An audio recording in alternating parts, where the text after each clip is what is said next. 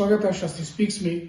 Nature का जो order हम आज देखते हैं, नेचर को जिस रूप में आज हम देखते हैं, इस रूप में पहुंचने के लिए इसको करोड़ों अरबों साल लगे।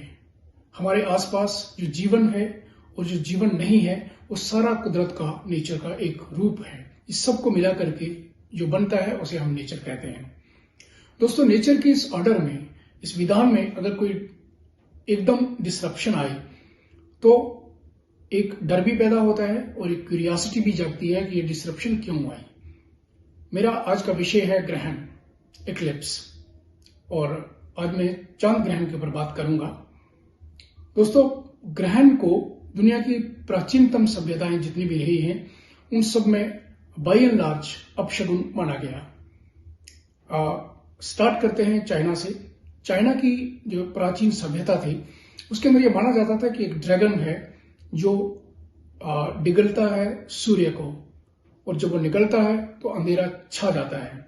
उसको भगाने के लिए धरती के ऊपर लोग, चाइनीज लोग, जोर जोर से ड्रम बीटिंग करते और चिल्लाते, और उनका ये मान्यता थी कि ऐसे चिल्लाने से, ड्रम बीटिंग से जो ड्रैगन है वो सूर्य को छोड़ देता है और कुछ देर के बाद सूरज फिर हमारे सामने आता है। नेटिव अमेरिकन चाप्टो एक सभ्यता थी वहां पे। उनका यह मानना था कि एक काले रंग की गिलहरी है जो सूर्य को खाती रहती है थोड़ा थोड़ा करके, इसीलिए सूर्य ग्रहण लगता है। सूर्य का कुछ अंश वो खा जाती है, इसलिए वो गायब होता है, और उसको भगाने के लिए भी धरती से शोर, ड्रम बीटिंग होता था। शायद कुछ जगहों पे आज भी ये प्रेवलेंट होगा, और सूर्य फिर सामने आता था। भारत में समुद्र मंथन की कथा, जो पौराणिक कहानी है, कथा है, वो सबको पता है उसका। समुद्र मंथन होता है, अमृत कलश निकलता है। अमृत कलश को पाने के लिए देवताओं और राक्षसों में होड़ लगती है, और अमृत देवताओं को पिलाया जाता है। राहु नाम का एक राक्षस धोखे से अमृत पीता है। सूर्य और चंद्रमा उसको देख लेते हैं। विष्णु चक्र से उसका सर काट दिया जाता है, और चूंकि वो अमृत पी चुका था इसीलिए वो अमर होता है। और राहु और केतु 9 ग्रह में माने जाते हैं। नवग्रह जो हैं उनमें राहु और केतु भी हैं, और ये दोनों ग्रसते हैं चंद्रमा को और सूर्य को, इसलिए ग्रहण होता है। ये मान्यता है हमारी प्राचीन सभ्यता की, पौराणिक कहानियों के अनुसार। मैं आऊंगा इजिप्ट के ऊपर। इजिप्ट एक पुरानी सभ्यता थी, लेकिन इजिप्ट का कोई भी रिकॉर्ड ग्रहण को लेके नहीं मिलता। पेपिरस नाम का प्लांट जिससे राइटिंग मटेरियल बनता था, लोग लिखते थे, शायद वो मटेरियल वक्त के थपेड़े नहीं सह पाया और वहां पे कोई रिटन रिकॉर्ड हमें नहीं मिलता है।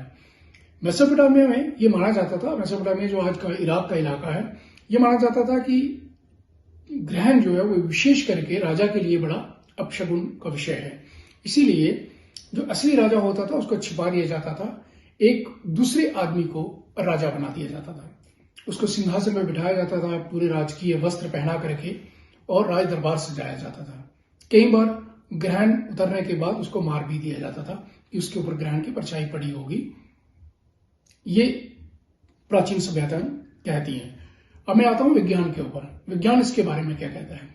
विज्ञान का यह मानना है कि हेवनली बॉडीज, जैसे चंद्रमा है और या फिर प्लैनेट है, एक हेवनली बॉडी जब दूसरी हेवनली बॉडी के परछाई में आती है, जब उसके ऊपर पड़ने वाली लाइट अवरुद्ध होती है, डिस्ट्रैक्ट होती है, तो वो ग्रहण माना जाता है।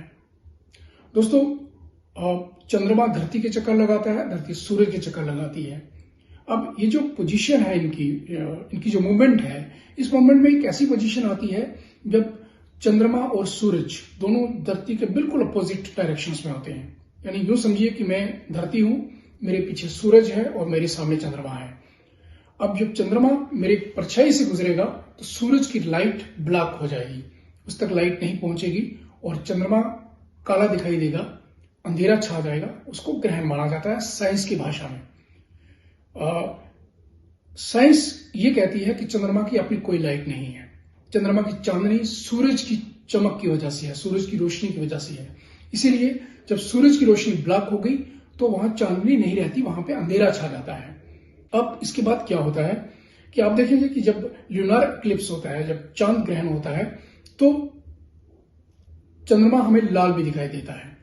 वो इसलिए कि चंद्रमा सूरज की रोशनी की जो कलर है उनमें दो तरह के कलर हैं। एक वो है जिनकी शॉर्ट वेवलेंथ है और दूसरे वो हैं जिनकी लॉन्ग वेवलेंथ है।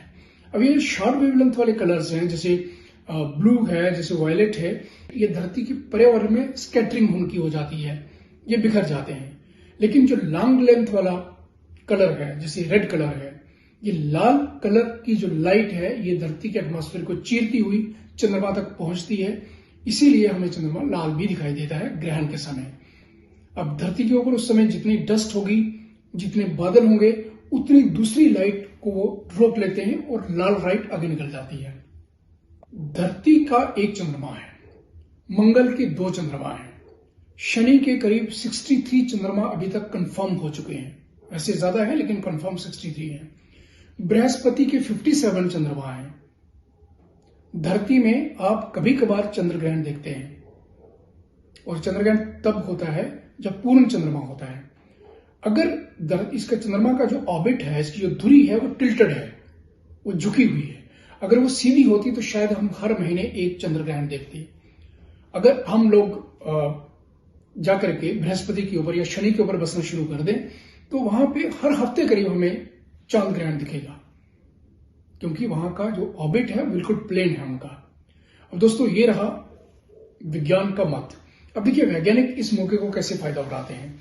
आप याद करिए 2011 के दिसंबर का चांद ग्रहण, पूर्ण चांद ग्रहण था, और उस दिन नासा के ऑर्बिटर्स जो थे, रिकॉग्नाइजेंस ऑर्बिटर स्पेसक्राफ्ट उनके, वो चंद्र ग्रहण के साथ साथ चले थे, उड़े थे, और जो उनकी ऑब्जर्वेशन थी, फाइंडिंग्स थी, उन्होंने पाया कि एक डे टाइम होता है चंद्रमा का। चंद्रमा का एक एरिया है, एक उसकी साइड है जो हमेशा धरती के सामने रहती है, उसको डे टाइम कहा जाता है।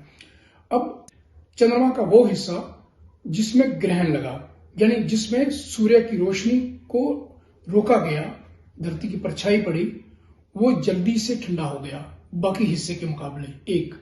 और फिर साइंटिस्ट ये देखते हैं उस समय कि कौन सा हिस्सा है जो समतल है, कौन सा हिस्सा है यहाँ बाउल्डर्स हैं, यहाँ पहाड़ हैं, यहाँ पे बड़े गड्ढे हैं, ताकि यहाँ वहां पे उतरना पड़े या स्पेस क्राफ्ट उतारने पड़े तो उसमें कैसे मदद मिल सकती है।